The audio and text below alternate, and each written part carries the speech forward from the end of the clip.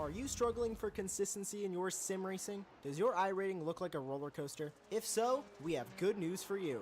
The way to get more consistent is to first understand what you're doing differently than the professionals. And VRS is the answer. With our competitive subscription, you will have the telemetry, setups, tutorials, and everything else you need to fully analyze your driving. Our data packs and the ability to compare your driving with the best in the world will show you exactly where to adjust your inputs, change your driving line, and shave seconds off of your lap times. And our powerful and precise Direct Force Pro wheelbase and precision pedals are being used by some of the world's best drivers. All these champions agree that VRS hardware is not just the best on the market, it's also priced well below the competition. So if you're looking to upgrade to direct drive and the best pedals in sim racing, VRS is your answer. If you want to get better, get faster, and make it happen sooner rather than later, you owe it to yourself to find out why so many people are switching to VRS. You'll be so glad that you did. Visit www.virtualracingschool.com and learn why the best use VRS.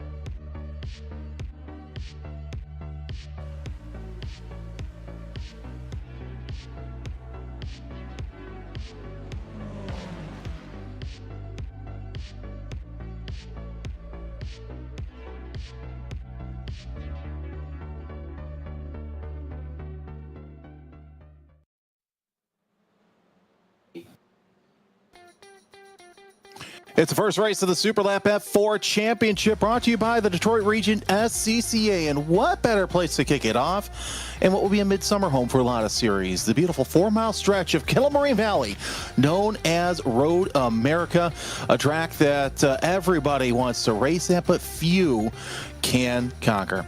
Hi, everybody. I'm Jeremy Scott. Charles Boschel will be joining me just shortly, and Sam Fitzpatrick will be bringing you all the beautiful sights and sounds of Road America.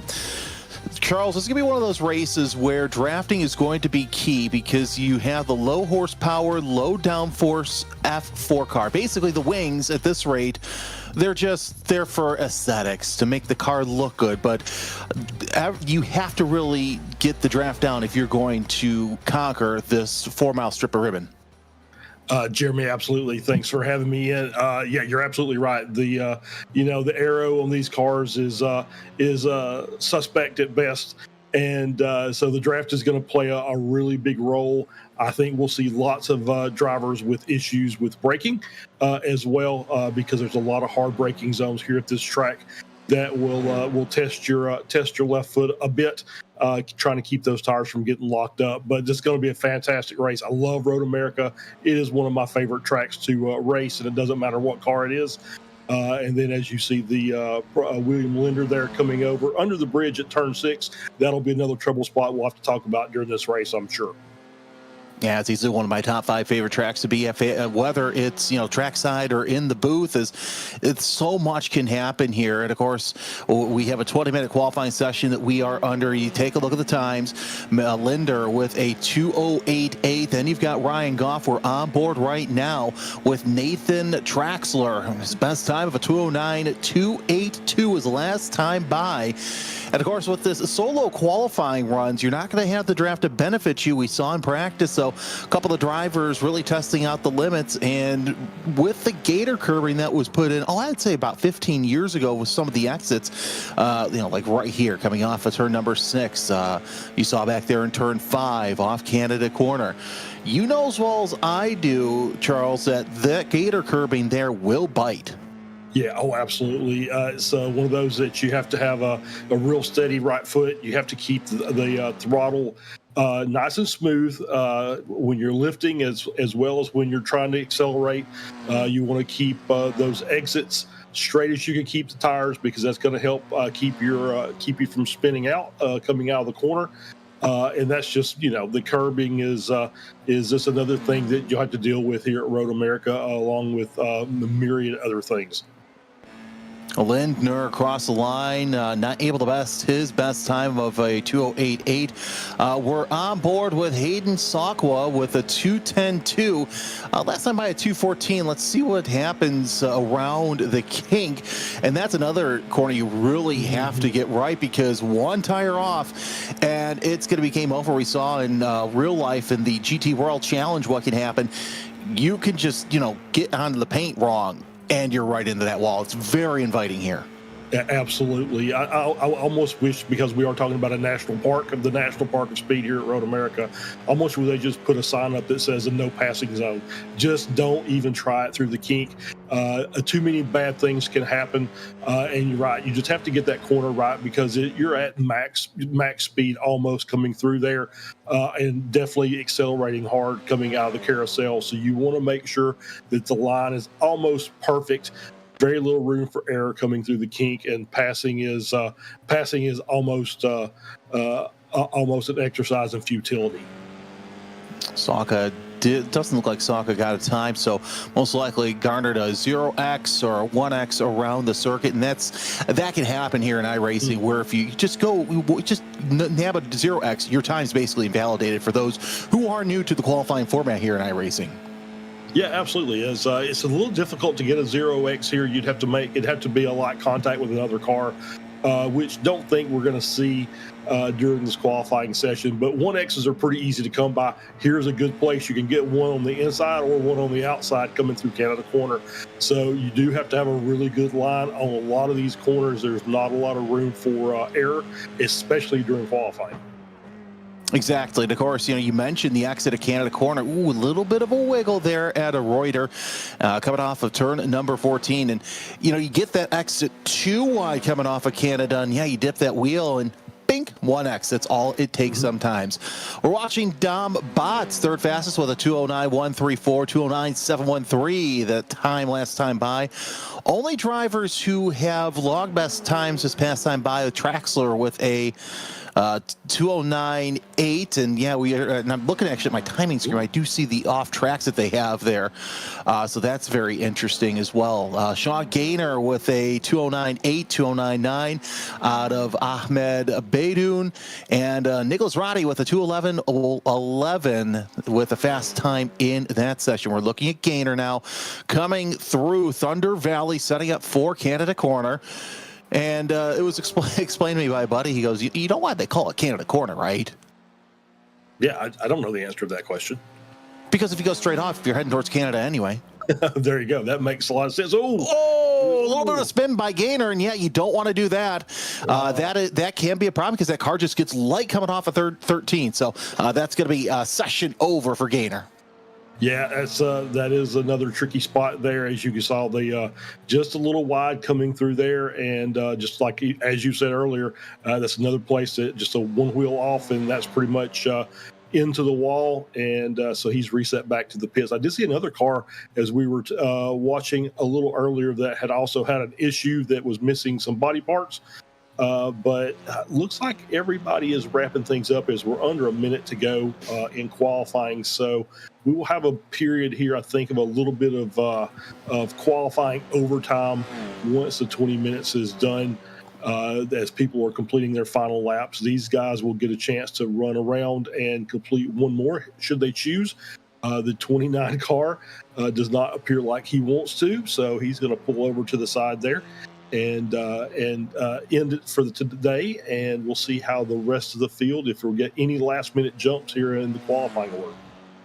I did see Paul Darling get onto the board 15th fastest with a 2:10.3. What does our provisional pole sitter do? Does not go any better than his 2:08.8. Reuter comes across the line 2:09.3. Not going to best is 2:09.1, but that's pretty consistent out of the number 27. And of course, qualifying, taking the checker flag, so cars have one final gasp to try and set that fast time.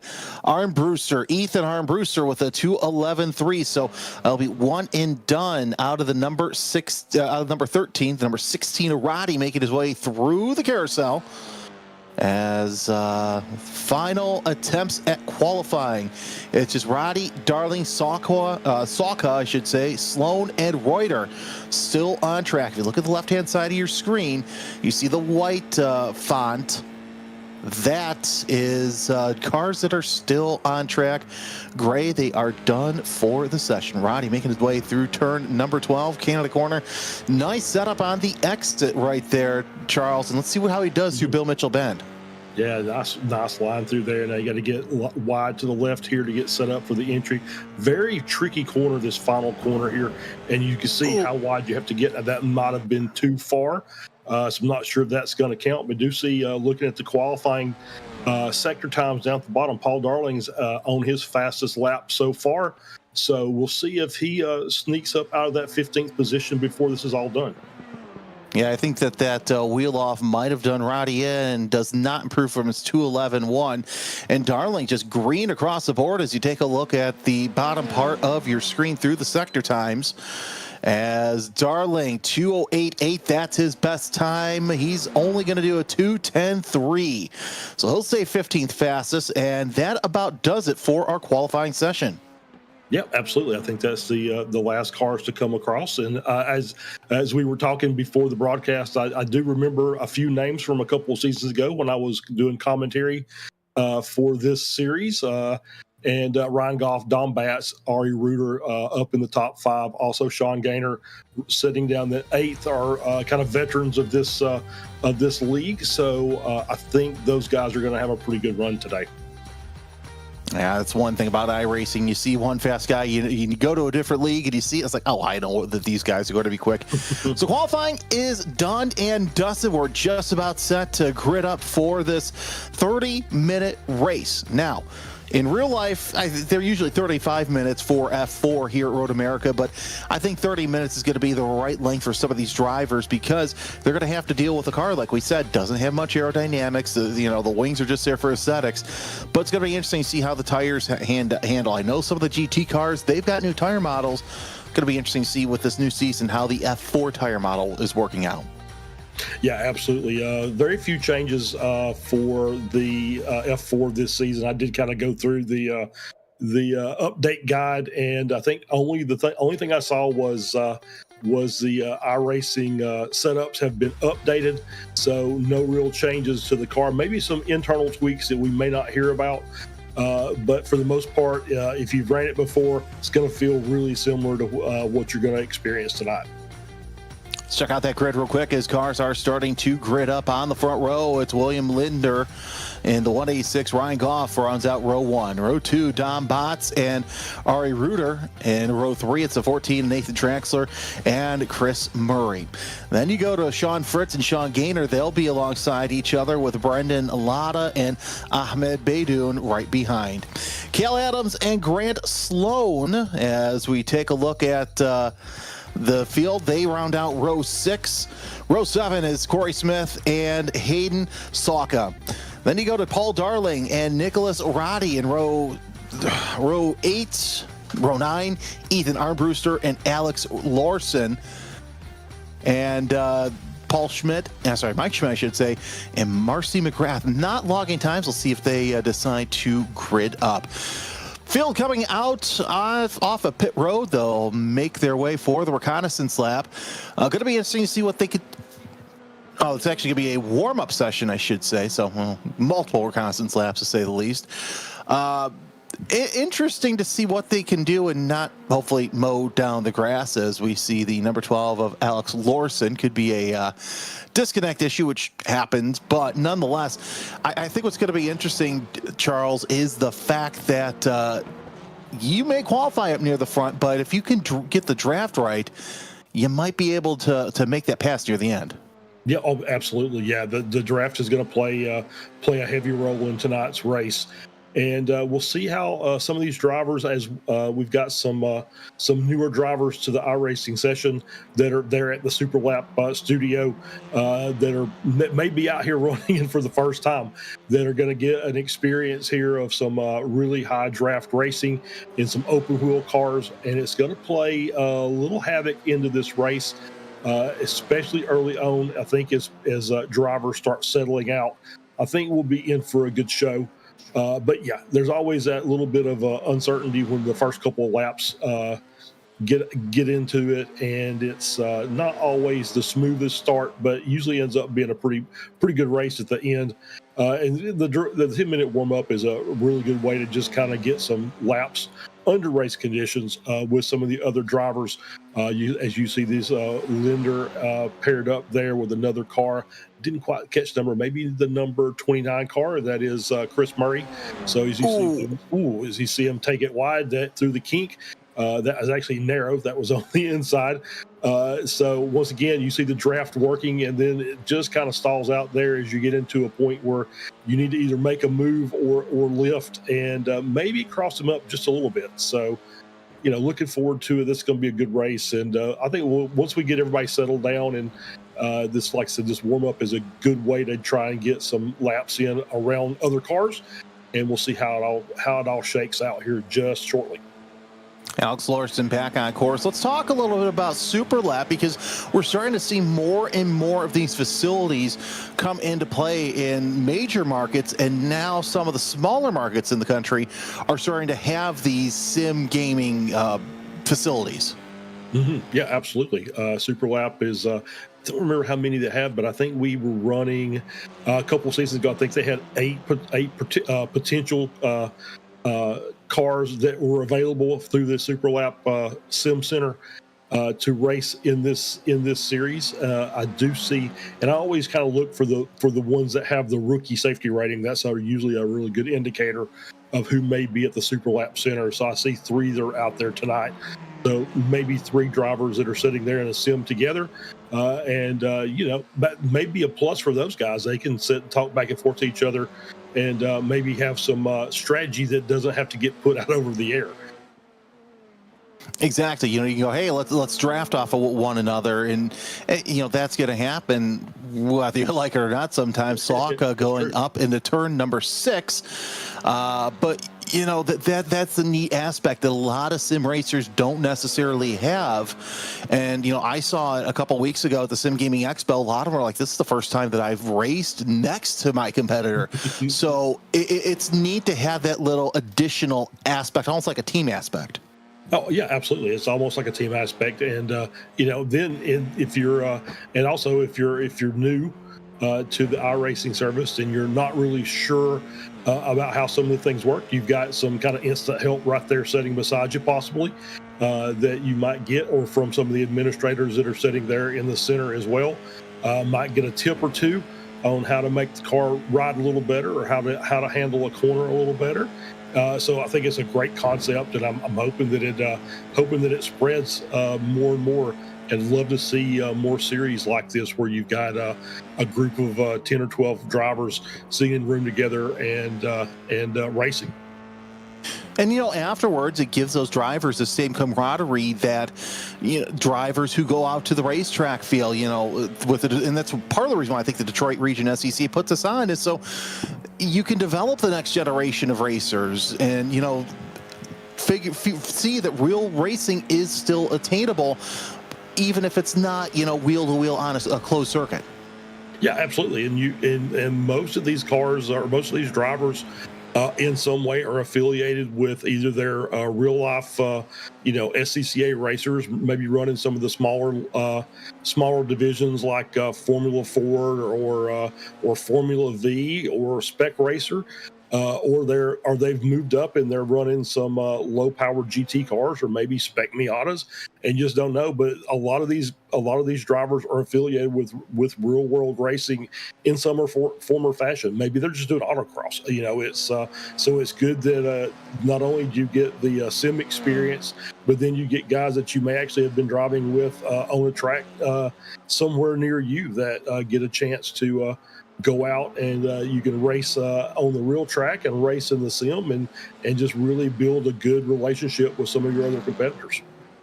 And I find it interesting that the first race weekend is here at Road America, which also happens to be the site of this year's SCCA National Championship runoff. So maybe a couple drivers getting some extra seat time that they don't have to pay an arm and a leg for.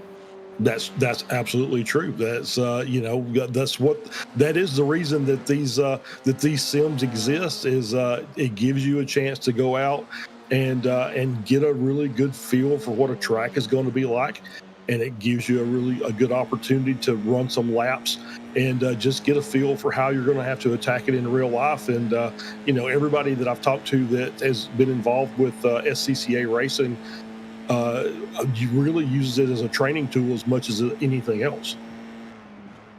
Yeah, it saves you money on having to pay the expendables like, gas, tires, getting to and from the track. You're saving money on insurance. So, Yep.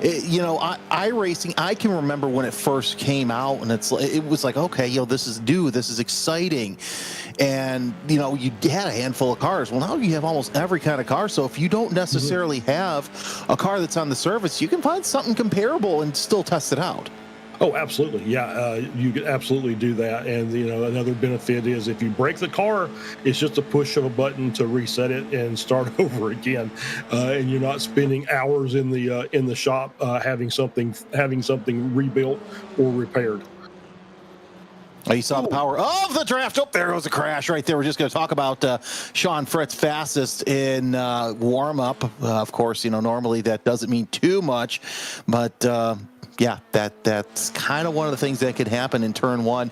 We've all seen that happen with cars going off in turn one and then ending up on in the inside wall there in turn number two. There's Ryan Goff, one of the fastest drivers that we saw in qualifying. Goff is yet to set a time. He's on his out lap right now, coming down to, I should say, getting set up for his flyer coming up the hill.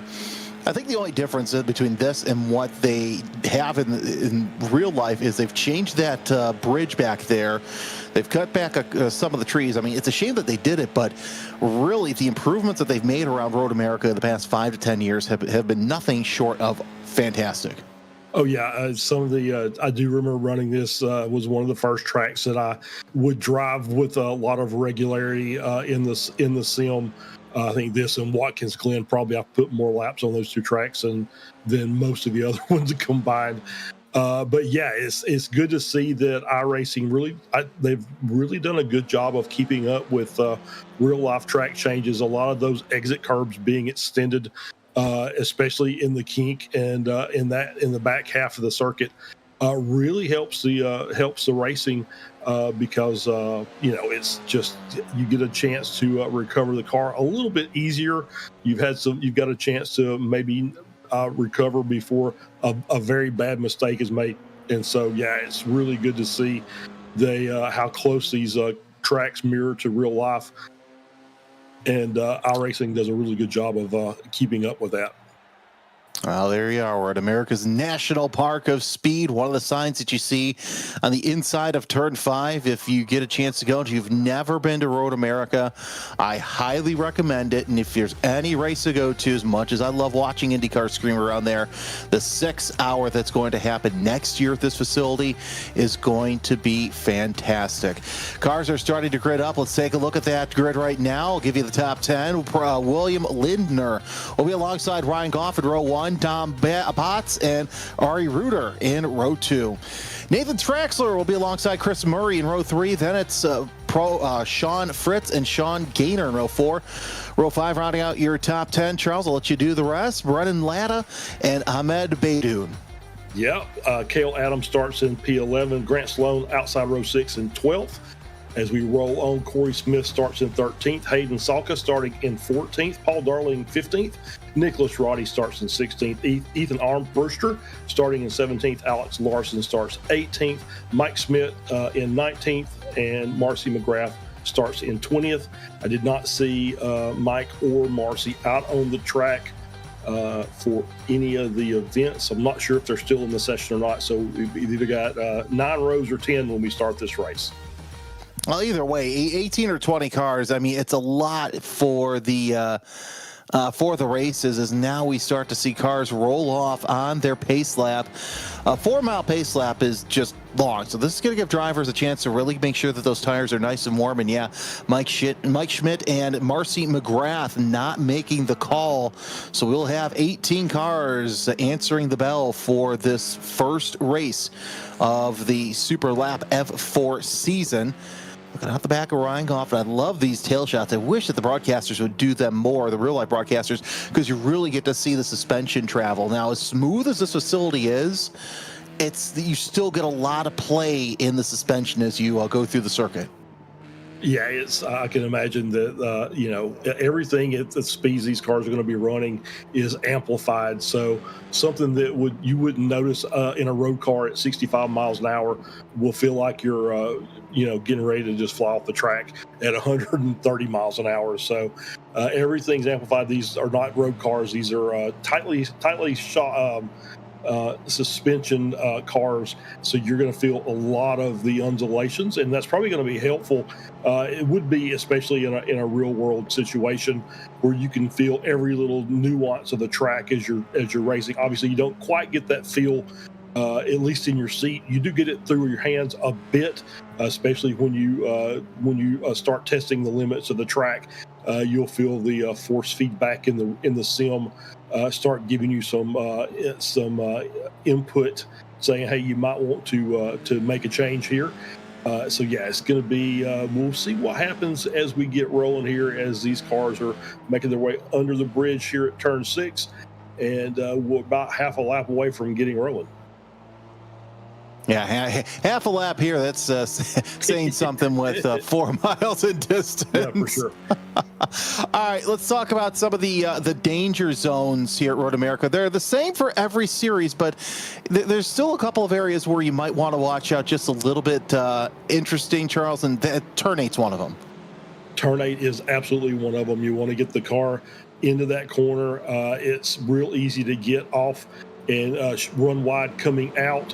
You get a little bit wide, you have to deal with those gator curbs, as you mentioned, which will send you into the opposite wall. You get way too wide, you're off in the grass and the gravel trap, and you're going to lose lots and lots of time. So there's no real, no good way to recover that. You just have to kind of hope that everything works out in your favor. But yeah, turn 8's one of turn 6 I mentioned earlier with the elevation change. Turn 5 as well. It's a hard braking zone downhill, and sometimes you'll get those front lockups, especially if you're turning in while you're still hard on the brakes. Then we mentioned, of course, the kink and Canada corner. You want to get those absolutely perfect. Then as we get around up the bend in that final corner, once again, it's a little tricky. But you just got to be patient with it, get the car rotated, and you want to really maximize your corner exits to get that good run down the straightaway.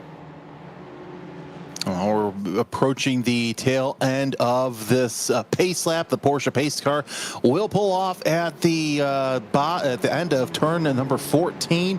This is Billy Mitchell Bend, and those of you old enough to remember, there actually used to be a bridge there, which made the corner just a little bit more hairier. But now that is wide open, and we've seen drivers, whether they be pro or amateur, make it all wrong there. We saw that in qualifying. Porsche pace car makes the right about now, as we're just about set. There it goes. And now it's Lindner's and Goff's front row. They come up the hill, pace themselves quite nicely. Your pole sitter, William Lindner, looked like the man to beat. Can he make it throughout this entire race? We're about to find out. Green flag is out as we're still side by side down the front straightaway. Nobody making a move just yet, but it's going to be interesting to see who decides to make that move to the inside or outside. And we have a couple of takers already going 3 wide near the middle of the pack. So far, so good. Ryan Goff gets the early lead. Yep, as we do have a couple of cars off, and I do see some body parts flying, and we'll have to get a replay on that. But we do have a couple of cars that did crash coming through turn 1. Looks like to be Ahmed Bedoun and Brennan Latta. Looks to be the 2 cars that have dropped out of the order. Both have meatballs, so they'll have to come in and get some service. Probably end up towing. One of them looked like it was pretty messed up. But a good run, a good battle up here at the front between Goff and Lindner. Yeah, they're side by side going into turn number 5 as Lindner takes the early advantage coming off of 5. They're still going to be side by side through 6. Rest of the field starting to sort themselves out in single file formation. But was that a little bit of a rub there I saw from the 2 drivers? Your leader Goff. We have 2 cars off already as well in 6. That's Sean Fritz, and I'm not sure that it might be Murray who's also involved. He's lost a rear wing as well, so he'll have to come in. We'll see how he handles the rest of the circuit. Got a battle for position here between Bats and I believe it's going to be Traxler there right behind him in the 14, but still have now single file, everybody kind of calming down. I'm actually surprised, Charles, it took a half a lap for cars to kind of settle down and make their way through as we see the rear wingless Chris Murray making his way through the carousel. Yeah, and that's going to be a very difficult car to handle to get back. So you just have to take his time. There's no sense in trying to go full pace because you're not going to be able to handle any corner without that rear wing on the car. So just settle down, get the car back, get it reset. I do see some more gravel flying. That's Hale Adams and Paul Darling in the back, both of them into that tire barrier at the exit of the apex of Canada corner. So already we have 5 cars that have been involved in some sort of incident. You're looking back at your pole sitter. Lindner, from your pole sitter, I should say, as Goff tries to pop side by side. He wants to lead lap number 1 to cross the line. He will by 0.02 of a second. Guess who also wants to play? It's Ari Reuter. He wants a sniff at the lead, but Lindner's going to take the advantage around the outside, go high, wide, and handsome. It's Lindner for the time being, Goff and Reuter, and here's what's interesting. Now the drivers have to come and make sure they don't get their tires too messed up. But look at this, the top 5 is split away from the rest of the field. Yeah, it's a natural break from the incident we had. I believe that final incident in Canada corner, it's caused the other cars to have to check up. You got a 4-second gap between P5 and P6. So it's going to be up to the guys in that second pack to basically just kind of play nice and stay in line, not battle too much. Hope the guys in front, of course, are going 3 wide as I say that with Gaynor. Looks like he has moved up. That's Sloan and Armbruster and Gaynor sitting there battling through turn 5. They all make it through safely. But as we see, that's Grant Sloan wide in 6. That's one of those pitfalls of turn 6. Yeah, you really want to make sure that you're working with one another. I'm sure, they're coming off of certain corners and seeing these driver, the top 5 just all up there. And you get a bigger draft, you will be able to catch them at some point. But I'll tell you what, the top 5, they are just too good, too fast, making their way towards the kink right now as 6 on back makes their way through the carousel. Yeah, and as this race goes on, those guys up in the top 5 are going to start looking to take advantage of these runs they're getting down the straightaways and making some moves to try and position themselves for that last lap battle. And that's what's going to help these guys in the second pack catch back up. Those guys up front starting to battle for position, but these guys are going to have to play nice, and we're seeing still a few more battles there. They managed to get through Canada corner safely, but they're still too wide coming through Bill Mitchell Bend. Yeah, Gaynor and Sloan looking really racy here in this early part of the race. And you would think the drivers behind him would be telling him, hey, let's tuck in. A little bit of a spin there from our Brewster. He takes Gaynor with him. They go endo off of turn number 14. So we lose 2 more with Arm Brewster and Gaynor. So that's 11 cars. And now Sloan trying to make for position. Now we're battling for position for the lead here as Ryan Goff tries to go to the point. Little bit of bumping, but everybody saves it. Goff, your leader, 3 wide for second place as it's Goff, Bats, and Traxler 1, 2, 3, 4 as Lindner now takes that lead. Everything's happening all at once. Everything all at once, and Lindner is really liking to look behind in his mirror to see these guys battling because it's going to give him a chance to get away a bit, and he's already at almost 0.8 of a second. That's going to kind of break the draft from these cars behind. They're going to have a tough time hunting him down, especially if they're still battling 2 wide coming through turn 5. Bots with a second place so far, but he's got that nose out, has a line in turn 6. Gonna take that advantage for now, but he's a sitting duck as Goff will have that draft coming into turn number 8. 1 second now separates the lead from the second place train. Now it's a bad matter of, do we let Lindner go away and race each other, or do we just get out there and try and catch up to leader? Well, so far 0.2 of a second have been gained, and that's what's going to happen in these low horsepower vehicles. vehicles that are so dependent on momentum. Absolutely. As we're on board here with Corey Smith working their way through the carousel, you still see some of those guys in that second pack struggling just a bit to get the right line through some of these corners. So they're going to have to really be on their toes. You do not want to end up what happened with Gainer and Armbruster just a few minutes ago. So we see a lockup there, and there he goes in. Is he going to? Oh, he's going to just small little ricochet off the tire wall. Looking from the cockpit, looks like everything is still. Can't see any damage, so it looks like he may be able to keep. No, he's got a meatball. He's got to come back in. Does he? Okay. Yeah, I didn't see it, so I was not. I was not looking at the timing tower. I was looking at the car, but obviously, if there's a meatball, that means he is going to have to come in. So Goff is going to have to come in and get the fast repair and get back out on the track. And I'm looking at the. I'm not even sure they have a fast repair. So maybe why we still got 7 meatballs in the pits. Yeah, if they did, we'd have half the field out. Half the field is gone right now. Saka and Sloan battling tooth and nail going into turn 1. It's Sloan's 5th for now, but Saka going to get a nice exit off of 1 as our side-by-side for position. Ooh, a little bit of a pitch. Oh, and that was a touch right there as Smith is going to go off course. So a little bit of agriculture lesson for the number 3 going down. A little bit of a flash too, but he's going to be underway. It's funny. When I saw Goss contact the wall, I could hear, "You've got wheel damage." Ah, crap. So nonetheless, top 10 now are the only cars running as Goff on down to Darling in the pits. Actually, Darling is our first retirement as the car's just too damaged to continue. Yeah, and we did as while we were talking about Goff in his excursion. Reuter has came up and caught up to Lindner, so now that battle is back on for the lead of the race. 0.2 of a second gap, and Reuter has kind of stretched the gap back to Traxler and Batts, who were sitting about a second and a half to 2 seconds back. Ooh, we got a spinner at the back. It's going to be Saka and another car involved. That's going to be Corey Smith in the 3. So Saka and Smith involved in a little ta-ta-ta around turn number 8. And battle for the lead as well. Lindner going around the inside has the advantage so far, but Reuter had the point for just a little bit, got a tire off. They're still side-by-side for 13. We're losing cars and getting great battles here left and right. Yeah, absolutely. It's a great battle up here at the head of the field with Reuter looking to the outside and getting a really good run.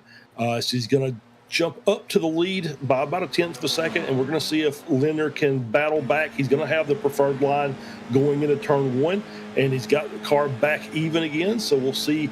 It's going to be a battle of the last of the late breakers here going into 1. We're not even 10 minutes into this race, and we only have 9 runners out of 18, so half the field already out with issues. Wow, look at that. They went side-by-side through turn 1. That's tough to do on normal circumstances. Reuter with the nose out front around turn number 3, and this has got to be a case of trusting who you're racing with because they're still side-by-side coming out of 3. They are, and look behind them. This next cars, Traxler and Batts, are slowly gaining.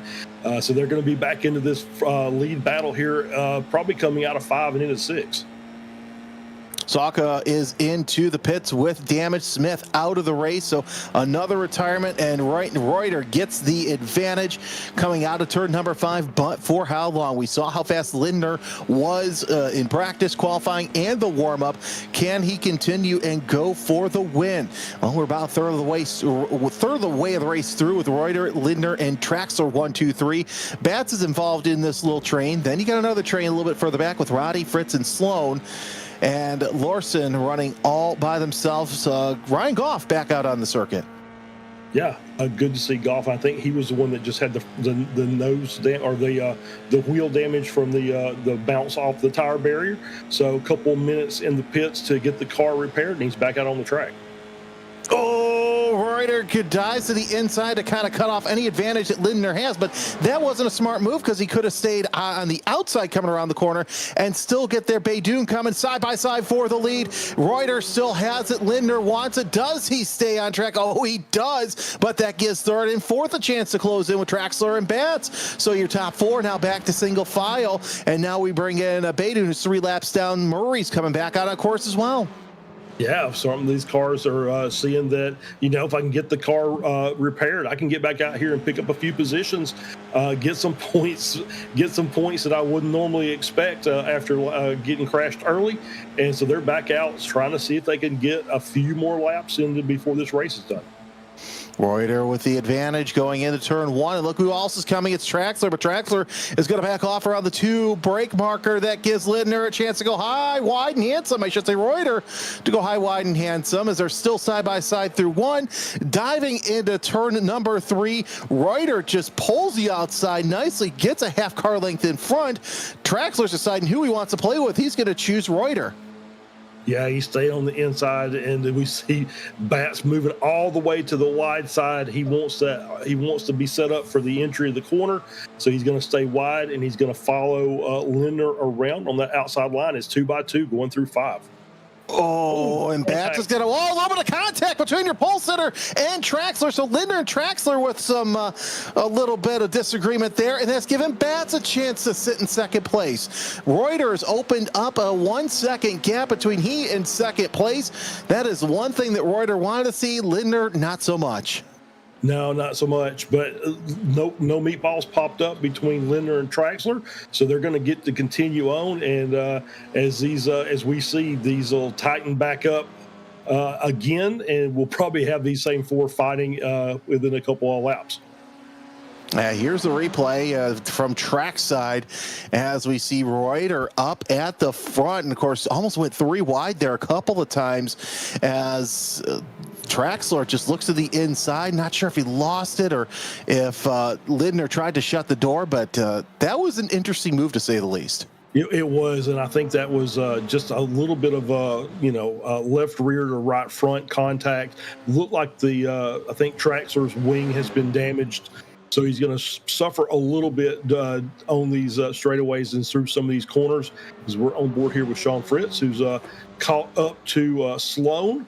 So he is going to, they're doing their best to work up to catch up to Roddy. So they're going to see if they can make that gap up and make that a 3-car fight. Yeah, that'd be a smart thing for them to do for those 2 to catch up and battle for that 5th spot because, staying here in the top 5 is everything. Lindner already up to second place with Bat sitting in 3rd, so Traxler still dealing with, I'd imagine, with some sort of issue there after that contact as we're watching Sloan and Fritz catch up to Roddy for that top 5 position. I see a lot of cars still on pit road being worked on. Armbruster also back out onto the circuit, so great to see that. Just 2 cars, as we said, retired. It is Corey Smith and Paul Darling, who are both out of the race. Bat's going to look to the inside, not going to make anything happen through turn 5. Of course, I'm sure he saw what he's... Oh, the leader spins off of turn number 5, and that's going to give Lindner another chance. What in the world happened there? Oh, no. I feel he spins in 6 after contact. Oh, no. Bigger contact with Bats.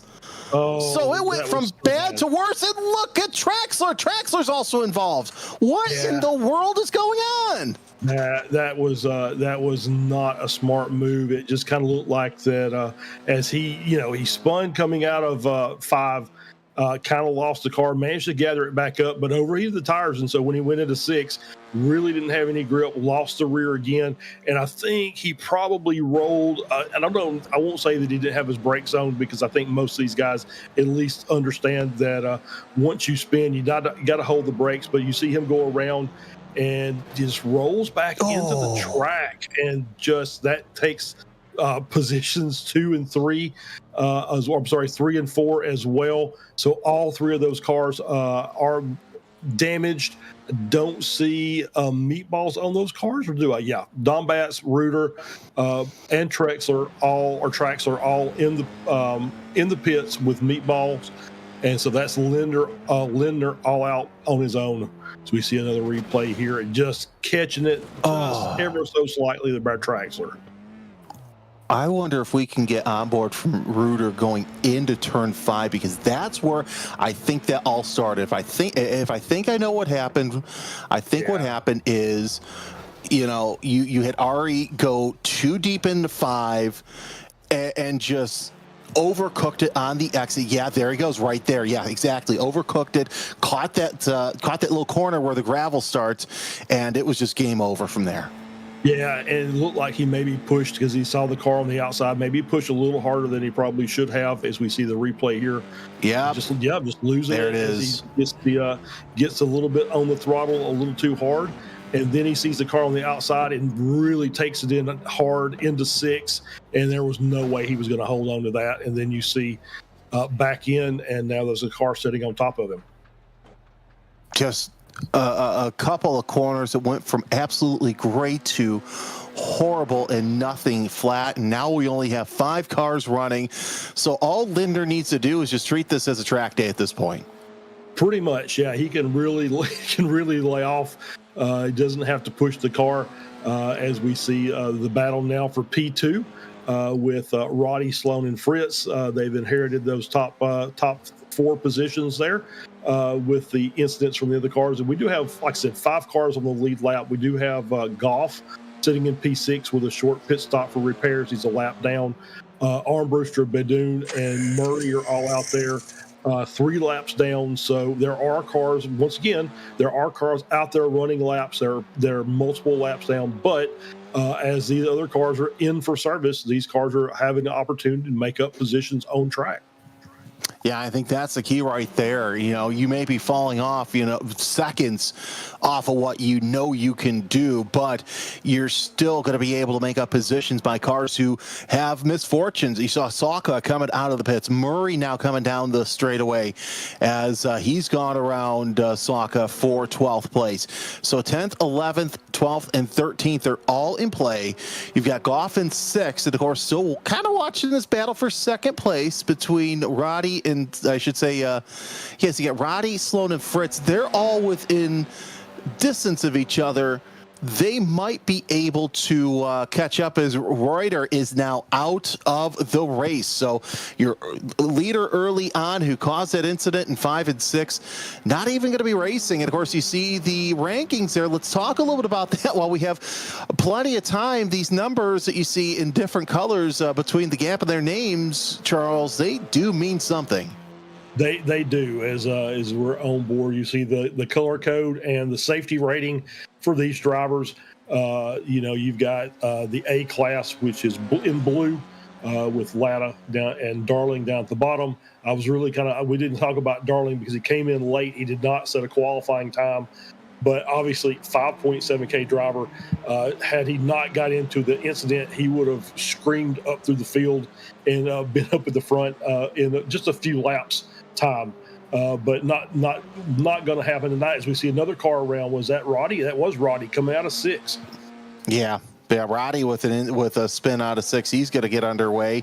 And of course, he is one of those drivers who came into the pits. Let's watch as Roddy's going to lose position, just missing that apex by a mile. That'll do it. Yep. Will do it. And so he's dropped from P2 down to P4, but still obviously a huge gap back to Larson, sitting there in 5th place, a minute down. But he's in a good spot. There's he's got a 1 lap gap to the next car back, so he doesn't have to be the fastest car on track. He's just got to be in competitive range within a couple of seconds of the other cars as far as his lap time is concerned, and he should be fine sitting up there in 5th place. Up 13 positions, so starting in the back, and just by just being able to miss some of the incidents has made it all the way up to P5.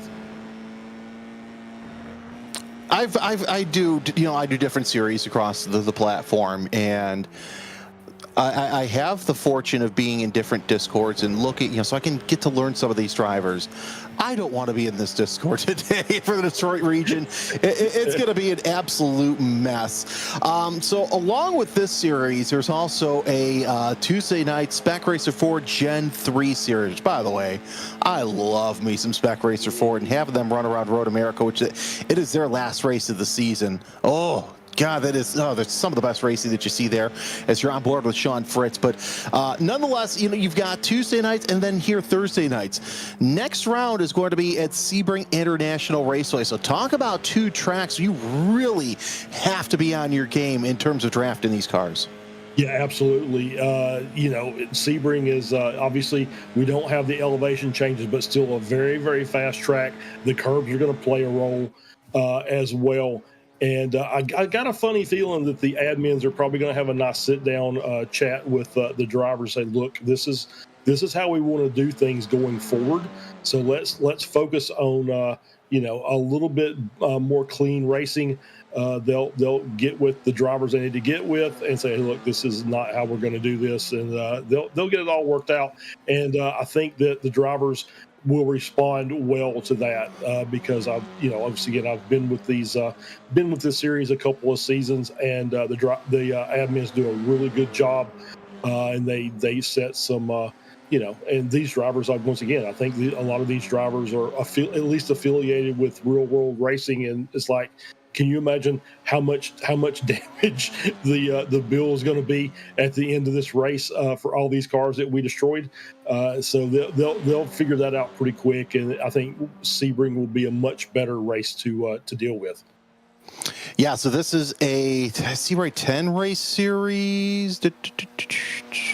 Yes, 10 race series with they'll have real racing prizes and trophies as this week we're at Road America, then it's Sebring.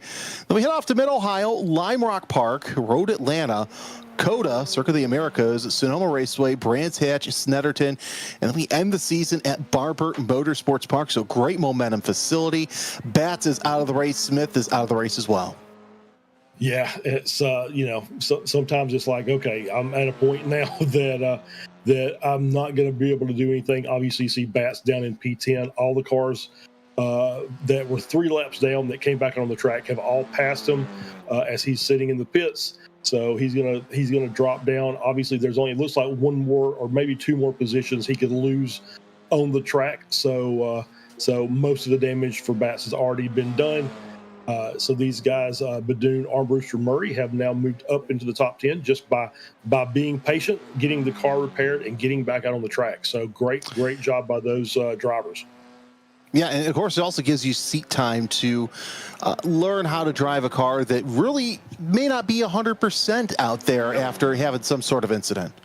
Yeah, absolutely, and I think that's a very good point. Is there's several cars out on the track. The front wing is not necessarily what we would call straight, so now they're fighting with maybe some oversteer, understeer in corners where they're not used to. So it's a really good way, as we were looking there at Sean Fritz, and you can kind of see what I'm talking about.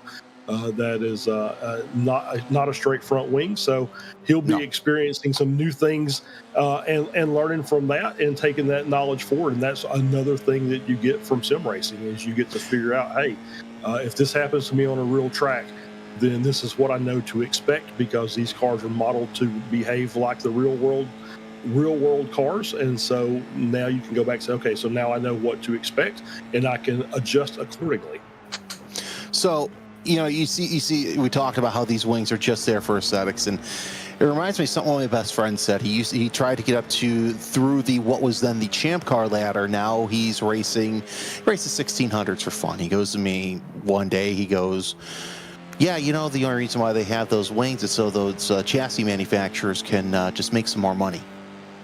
There you go. Yeah, that's probably a true statement. Is they don't do a lot, but I would think that we say that they don't do a lot, but if you ever as we talked about, one of the cars that was trying to recover with the rear wing off and was really struggling to keep the car in a straight line. They do more than you think, but they're not going to turn you into Max Verstappen for sure. Yeah, no, you can't do what an IndyCar does and just, flip a couple. You've got to make sure your car is under control. It's essentially a Formula Ford with wings. I want to give a tip of the cap to Alex Larson. They have kept their nose clean. They may not be running times that the leaders are, but they are taking that number 12 and running clean. They've made their way into the top 5, about 5 minutes left. So really they only have about 3 laps left to go to, make it home. And I don't know, if they've been pegged for, like wheels off, but I've got to say, I'm sure that they're pretty happy to see all those cars that have either been A in the pits or B have had to make adjustments. Yeah, absolutely. Alex done a great job, as we're going to get a replay here. Yeah, we're going to take a look at this. Take a look at some of the crashes here, as a lot involved in that early race spin. Oh, that was just a little bit of a bump there, and yeah, just went up and over. Had one of the cars up and over. Here's Cale Adams, who was involved in an incident there in turn number 3, but nonetheless, that was that opening lap had more incidents than I thought they would. Yeah, it did, and but a couple cars involved in each one of our incidents, so not terrible, but still not what you want to see when you're only talking about an 18 car grid and you lose a third of that in the first lap. If I'm doing my math right, which is suspect, we have two laps to go. By the way, fastest lap of the race, as you see there in purple, that's Nathan Traxler with a 2:09.3. So in spite of all the difficulties that number 14 has had, Charles, I got to say that's pretty much an accomplishment. It's interesting seeing these cars too, because they look like they're running at pace car speed. It really does. You just see Traxler with the fastest lap of the race. So still out there running laps and trying to make up some time. He's not too far behind the car that's sitting in P9, which is Chris Murray, about 0.2 of a lap, which is, obviously a little bit further than I would just think it's at least 3 or 4 corners here.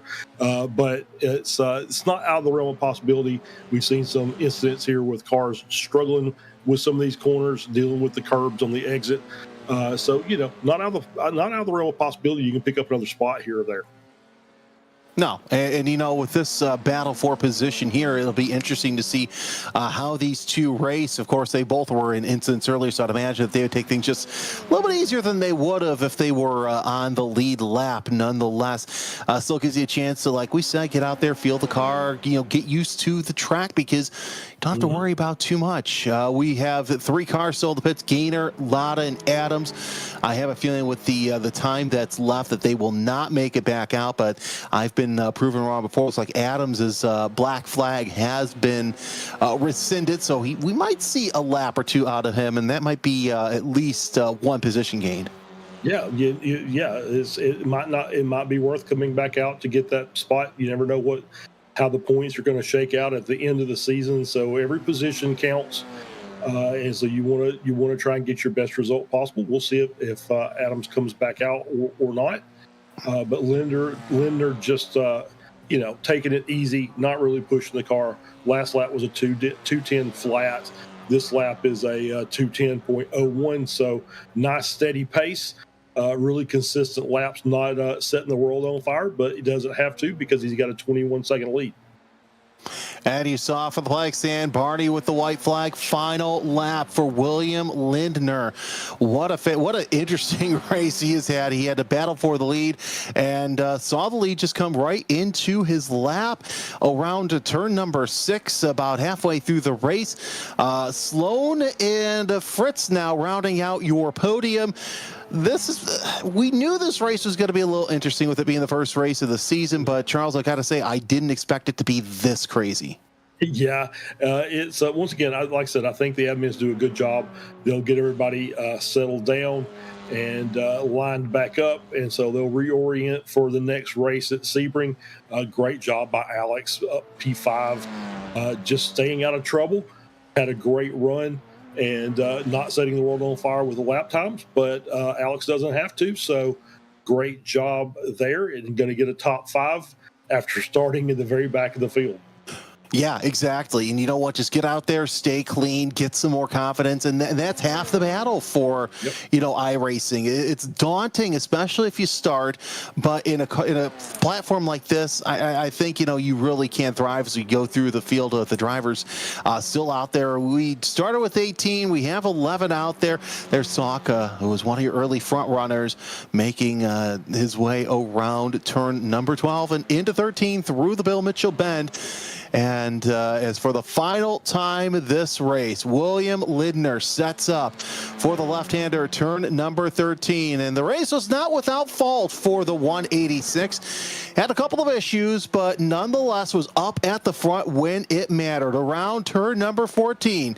Doesn't have to turn too much, but just go up the hill and see the checkered flag in sight. First race of the season goes to the 186 of William Lindner. He's going to go in backwards and win with style. There you go. Yeah, just whip it around right there on the front straight, back it in across the line, just wreck the car and call it a day.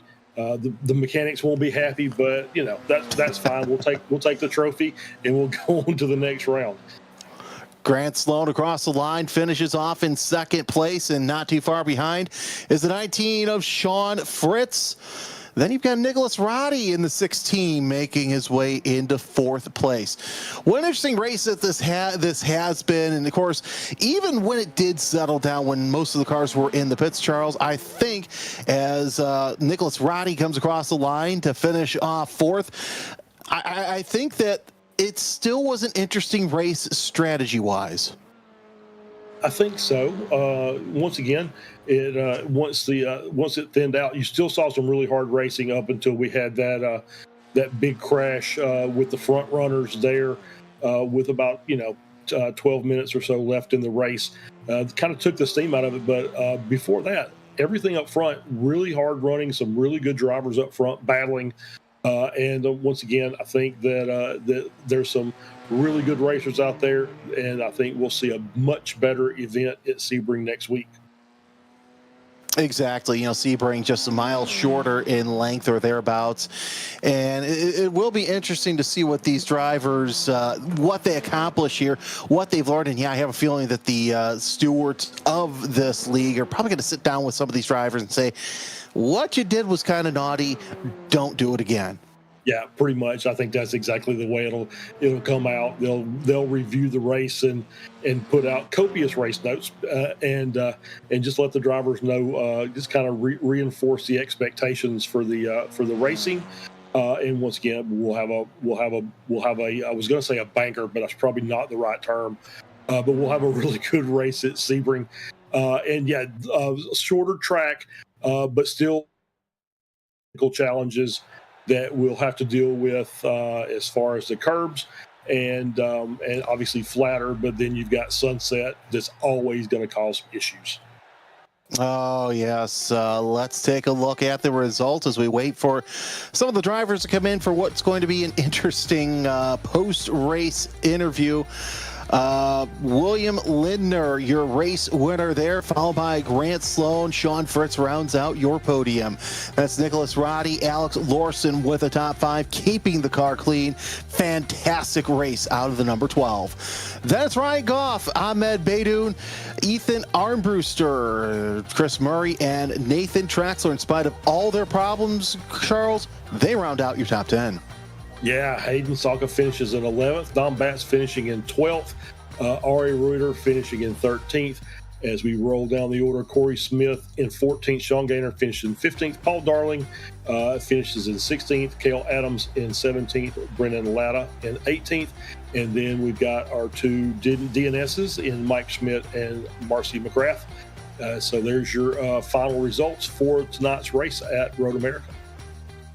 I hope we see Schmidt and Marcy next round. Of course, it's interesting to note the altitude and the elevation changes here. You would think with it being so close to the lake that there wouldn't be too much, but the glaciers, they had their hold thousands of years ago, and they brought us this fine piece of facility.